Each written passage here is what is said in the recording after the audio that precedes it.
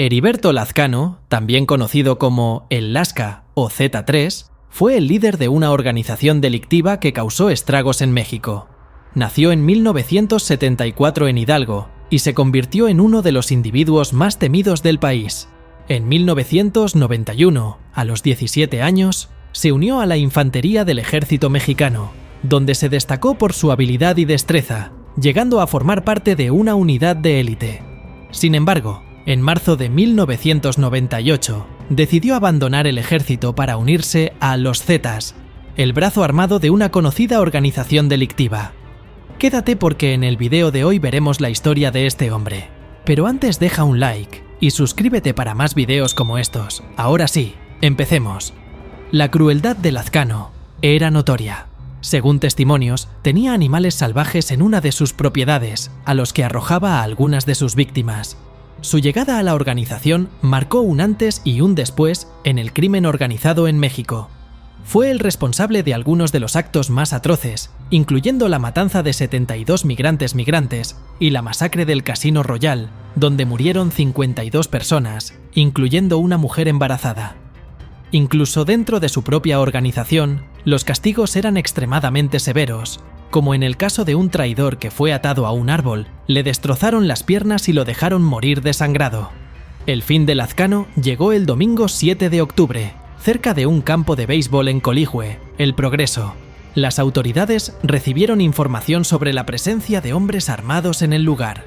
Los soldados mexicanos, bien entrenados, sospecharon que se trataba de criminales de alto perfil. Al acercarse, los delincuentes intentaron huir en su vehículo y abrieron fuego contra los soldados. Tras un intenso tiroteo, uno de los proyectiles alcanzó al conductor, identificado posteriormente como Alberto Rodríguez, un colaborador de la organización. Lazcano, malherido, intentó escapar a pie, pero fue abatido a 300 metros del vehículo. Las autoridades confirmaron su identidad mediante huellas digitales. Sin embargo, la policía no pudo presentar su cuerpo, ya que un comando de su organización irrumpió en la funeraria y robó el cadáver. Ignacio Coronel Villarreal, conocido como Don Nacho, fue una figura clave en una de las organizaciones delictivas más poderosas de México. Era considerado el número 3, detrás de Joaquín, el Chapo Guzmán, e Ismael, el Mayo Zambada. Las autoridades mexicanas ofrecían $2.3 millones por información que condujera a su captura, mientras que el FBI ofrecía $5 millones. Coronel era conocido como el Rey del Cristal debido a su papel en la producción de metanfetaminas y era el operador financiero del cártel en Guadalajara. El 29 de julio de 2010 fue un día crucial.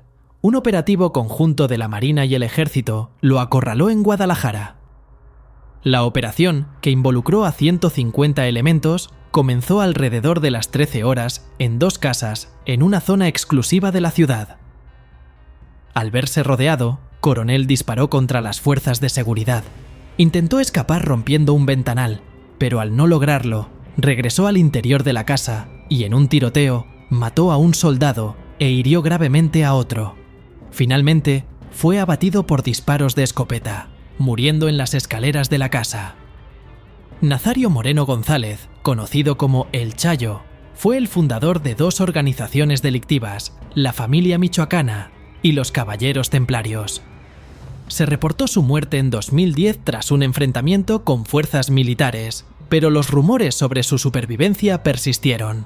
El Chayo tenía una particularidad religiosa, evangelizando a jóvenes con problemas de adicción y adoctrinándolos con pasajes de la Biblia.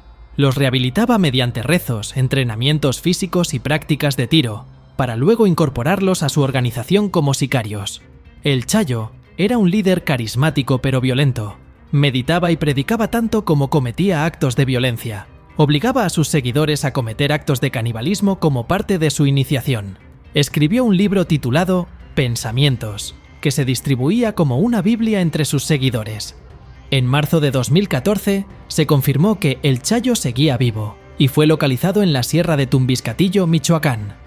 Un operativo llamado Lince se llevó a cabo para capturarlo. Finalmente, el 8 de marzo, las autoridades lo detectaron montando una mula. Al intentar detenerlo, El Chayo disparó contra los militares, quienes respondieron y lo abatieron. Su identidad fue confirmada mediante huellas digitales, poniendo fin a su vida por segunda vez. Hago una pausa para recordarte que si te está gustando el video te invito a dejar un like y suscribirte. Ahora sí, continuemos.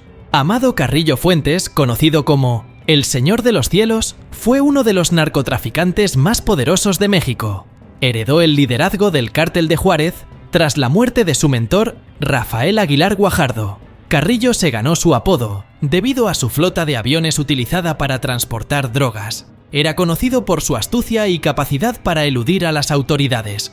Su imperio comenzó a desmoronarse en 1997, en un intento por cambiar su apariencia y eludir a la justicia. Se sometió a una cirugía plástica y una liposucción en una clínica de la Ciudad de México. Sin embargo, la operación fue un fracaso y murió en la mesa de operaciones. La noticia de su muerte fue recibida con escepticismo, ya que muchos creían que había fingido su muerte para escapar. Las autoridades mexicanas confirmaron su identidad a través de huellas digitales y pruebas de ADN. Su muerte marcó el fin de una era en el narcotráfico mexicano, pero también dio paso a una nueva generación de líderes criminales que lucharon por el control del cártel. Joaquín El Chapo Guzmán es uno de los narcotraficantes más conocidos del mundo. Líder del cártel de Sinaloa, Guzmán se ganó su apodo debido a su baja estatura. Comenzó su carrera en el narcotráfico en la década de 1998 y ascendió rápidamente en las filas del cártel. El Chapo se hizo famoso por sus espectaculares fugas de prisión. En 2001, escapó de una prisión de alta seguridad en Jalisco, escondido en un carrito de lavandería. Fue recapturado en 2014, pero escapó nuevamente en 2015 a través de un túnel construido debajo de su celda. Fue recapturado en 2016 y extraditado a los Estados Unidos en 2017, donde fue condenado a cadena perpetua en 2019.